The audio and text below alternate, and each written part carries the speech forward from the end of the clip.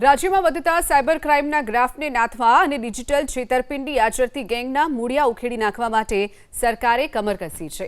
નાયબ મુખ્યમંત્રી હર્ષ સંઘવી મોડી રાત્રે રાજ્યના તમામ ઉચ્ચ પોલીસ અધિકારીઓ સાથે ઇમરજન્સી વિડીયો કોન્ફરન્સ યોજી આજથી રાજ્યમાં ઓપરેશન મ્યુલ હન્ટ 2.0 લોન્ચ કરી સાયબર ગુનેગારો સામે કડક કાર્યવાહી કરવા માટેના આદેશ આપ્યા છે। વિડીયો કોન્ફરન્સમાં રાજ્યના તમામ પોલીસ કમિશનરો, રેન્જ આઈજી, ડીઆઈજી અને જિલ્લા પોલીસ વડાઓ જોડાયા હતા।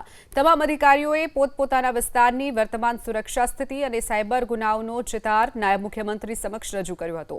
બેઠકનો મુખ્ય એજન્ડા ડિજિટલ સુરક્ષા મજબૂત કરવાનો અને સાયબર માફિયાઓ પર ત્રાટકવાનો હતો। સામાન્ય રીતે સાયબર ગુનેગારો ગરીબ કે લાલચુ લોકોના બેંક એકાઉન્ટ્સ ભાડે રાખી તેમજ છેતરપિંડીના કરોડો રૂપિયા ટ્રાન્સફર કરતા હોય છે। હર્ષ સંઘવીએ આ અંગે સ્પષ્ટ આદેશ આપ્યા કે સાયબર ક્રાઇમના પૈસા જે બેંક ખાતામાં જમા થાય છે તેવા તમામ શંકાસ્પદ અને ભાડે આપેલા એકાઉન્ટ્સને તાત્કાલિક ટ્રેક કરવામાં આવે। આ મ્યુલ એકાઉન્ટ્સના માધ્યમથી ગુના આચરનાર અસલી માસ્ટરમાઇન્ડ અને તેમની આંતરરાષ્ટ્રીય લિંક સુધી પહોંચી આખું નેટવર્ક ધ્વસ્ત કરવામાં આવે।